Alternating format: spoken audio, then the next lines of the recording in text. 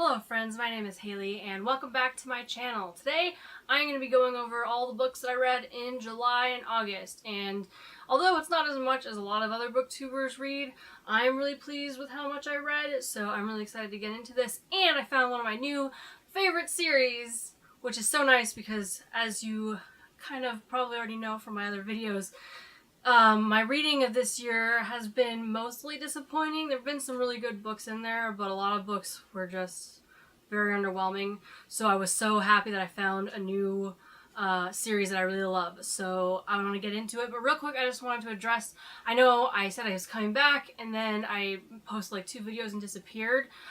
Just a lot of misfirings. I go between my boyfriend's house and my place, and sometimes I forget to bring my SD card to edit over there, so that delays things. And then I was sick and I haven't been home for like 2 weeks, so that has been my life, but I'm back and hoping to legitimately get on schedule now. So without further ado, let's get into the books that I've read recently. So the first book that I want to get to sadly ended up being a DNF. I promise the rest of this list is much better, but it was unfortunately Save the Date by Morgan Matson. There's no book in here, it's a lie. But I was really looking forward to this story and I was so excited about it, and I'm still hoping to finish it because I'm not that far away from the end, just so that I can say that I finished it. But man, this book was so hard for me to get through, and I know it's been really popular, so if you liked this book, I'm really sorry, but I can understand why people liked it. Just for me, so if you're not familiar with the book, it's about this girl, her sister is getting married, her whole family comes into town, she has a very close family with a lot of siblings, so she's very excited to see her whole family, but of course, it's just a comedy of errors, and everything that could go wrong goes wrong. And that's where it really failed for me, because I don't know about you, but I've been to a few weddings, and weddings do not go this way. Now I have a little bit more experience than the average wedding goer because I had a job where I worked in the wedding industry. I was a shooter editor for wedding videos, so I've seen a little bit more of behind the scenes and how everything works, and this isn't how weddings work. And I know it's supposed to be funny, but the jokes just get to be very unbelievable. It became very hard for me to suspend my disbelief, particularly just because Charlie, the main character, gets so involved in helping fix all the errors. And there's a point where I can understand she's just a loving sister. She wants to help make this day go as smoothly as possible, but there's a lot of things that she didn't need to be helping with, and things that could have been solved perfectly fine without her. Another thing is that there's just a lot of jokes that run way too long. Like, there's this whole discussion about superheroes with double letter names, like Bruce Banner or whatever, and it went on for like a page and a half. You know, I thought they were gonna list maybe like 3 characters who had double letter names, but no, it literally went on for a page and a half, and I was like, what are you doing? I got the point, let's move on to the next joke. So I think the book could have been a little bit shorter with that, because it got to the point where I started skimming the book and I couldn't even continue skimming it because it just felt like it was never ending. Like, the wedding ends and there's still more story, and I was like, isn't the whole point of the story the wedding? Why isn't it done with the wedding? So it's not a terrible book, but I didn't finish it, so there's not a rating. It's possible that I might finish it, but I just decided to talk about it now because I'm not sure if I'm going to, honestly. Yeah, unfortunately, really disappointing read for me. The next book that I want to talk about is my only success from Booktubeathon, and that is On Writing by Stephen King. I didn't post a vlog or a wrap-up of Booktubeathon because I just didn't make a lot of progress, and I thought that my videos were just pretty boring. I didn't think it'd be very entertaining to talk about, especially since this was the only book that I finished in the week. But it was a really good read. I think the formatting of it is really interesting because, like, the first half of the book is about Stephen King's life and just kind of how his childhood experiences and just early experiences influenced his writing. So I thought it was interesting to see, like, what different things make a writer. That's something that I've always found fascinating, so it was really nice. I would have actually liked a whole book just about his life. Like, he should just write a whole autobiography, because it would have been just as entertaining. But there is in the back half a lot of writing advice that I did find useful. This book made writing a little bit less scary. It made me feel like I'm not alone in not exactly knowing what I'm doing with my writing, and that, you know, we all have to start somewhere.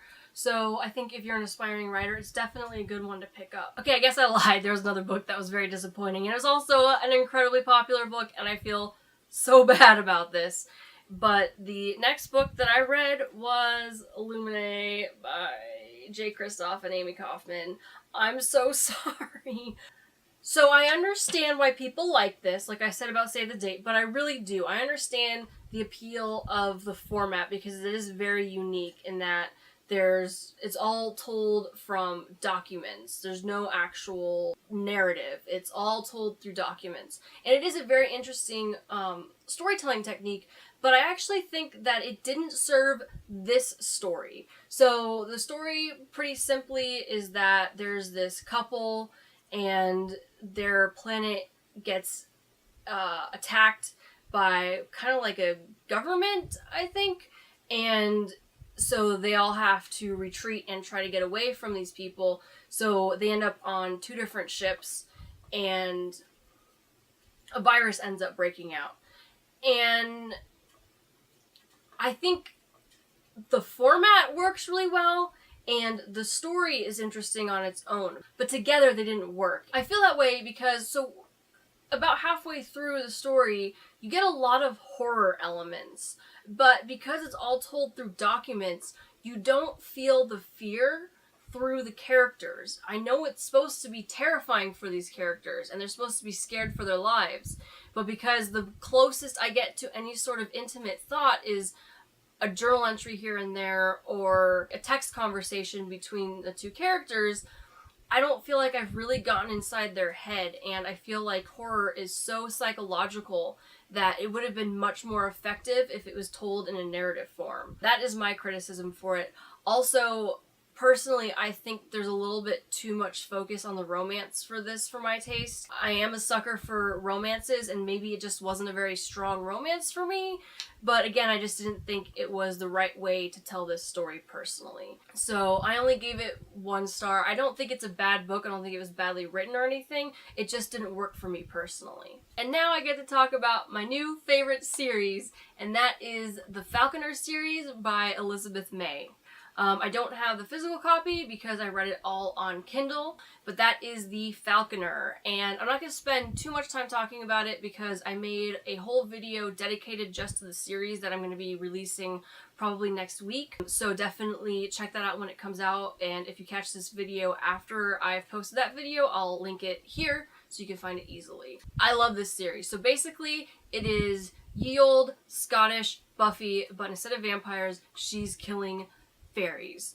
And oh my gosh, it's so cool. So one of the things that really works about this story is that fairies aren't all good. I know we've been getting that a little bit more with some of the fairy stories that we've been getting, like from Holly Black, like The Cruel Prince, and I love it. I can't get enough of that because, you know, somehow over time fairies have become generally pleasant little pixie-like friendly creatures, but that's not the way that they were in fairy tales, at least not a lot of them. So it was a nice twist on that. And there are some good fairies in there, and one of my favorite characters in the series, Derek, is one of them. But it was just really interesting to see the bad fairies, and I just ate it up. I will say that the first book, The Falconer, is a little slow to get through. The first half, it didn't feel like a lot of story was progressing.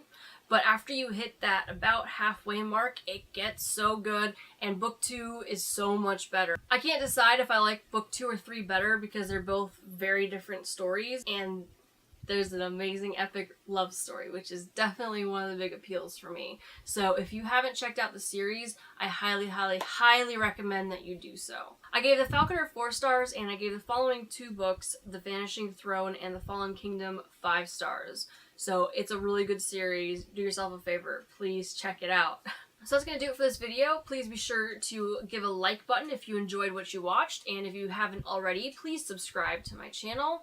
I can't wait to be coming out with more content. I have lots of ideas. So a lot of stuff's going to be coming out really soon. So make sure that you're subscribed so you can see it all. And until the next video, I'll see you soon. Thanks for watching.